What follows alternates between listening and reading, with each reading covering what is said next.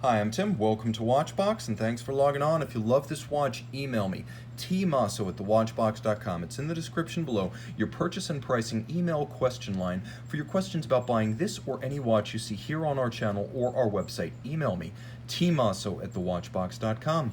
And today we were discussing a model launched in 2015. This is the Moser Cie Venturer Big Date, a timepiece 41.5 millimeters in diameter in white gold. It is 14.7 millimeters thick and from lug to lug, 48.6 millimeters with a span between the lugs of 20 millimeters, a universal size that allows the use of many OEM and aftermarket straps. Throw it on my 16 centimeter circumference wrist, it is comfy. Much of the thickness is in the dramatically cambered dome-style crystal, so it actually slides better than you would think underneath a dress cuff in spite of the near 15 millimeter thickness. You'll also note that the shape of the lugs matters. Tightly downturned, easily wrapping around my wrist and fitting a wrist as small as 14 centimeters in circumference. The watch is nicely made and substantial. You feel the heft of the white gold on the wrist. Taking a look at the hardware and the software, we have a large rectangular scale gloss alligator leather strap with a folded edge, a monotone stitch. On the underside you can see this is a Moser factory strap, brand new, matched with a handsome white gold pin buckle. And you note there's that lovely Moser script, there's the beveling on the side, there's the polish and the satin in juxtaposition, there's even a little revetment for the pin inside the buckle. Attention to detail indeed. It continues on the case flank using the signature scalloped case profile of the Venturer and the Endeavor. You can see it's black polished, concave, and really quite dramatically cut away. You get a sense of it from an angle. There's a mid case with a vertical satin finish, and that's true on both sides, where you have the same lug profile and then the vertical satin finish surrounding a conical and deeply knurled Moser crown. Now you have that wonderful crystal, which is remarkably thick, and the watch itself is actually kind of thin. It's only thick because of that crystal, which gives the watch a spectacular presence on the wrist.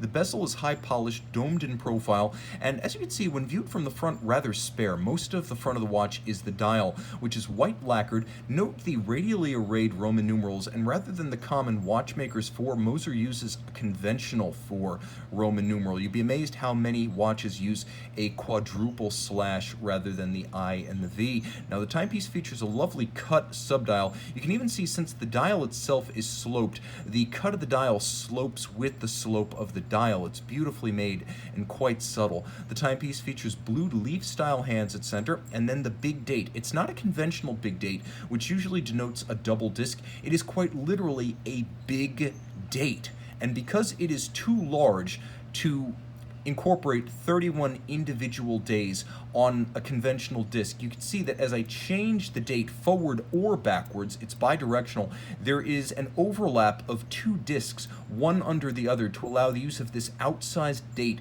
without creating a disc, a mono disc so large it's bigger than the watch. So you have those 2 superimposed discs and you have the big date. You also have a stop seconds function, so you can set the watch precisely. By the way, Rolex, this is how it should be done. Very little printing on the dial, Swiss made, Moser Cie. I like it.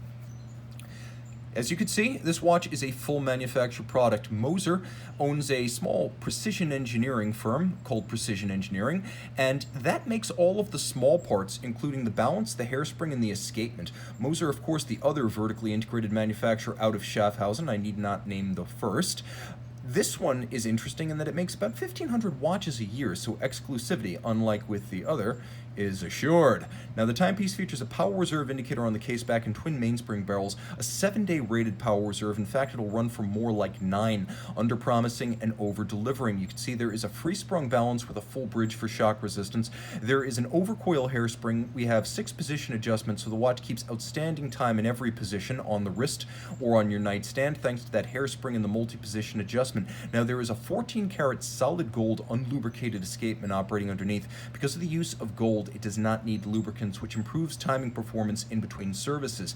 Now the timepiece beats away at a stately pocket watch evocative 18,000 vibrations per hour, and all of this is 30 meters water resistant. You can see there is a distinctive finish to the watch, which has a set of bridges designed to evoke a 3/4 bridge, a la 19th century Moser Cie. The timepiece also features a unique double-crested Côte de Genève, black polished screws, and if you take a look, a swan's neck style click spring.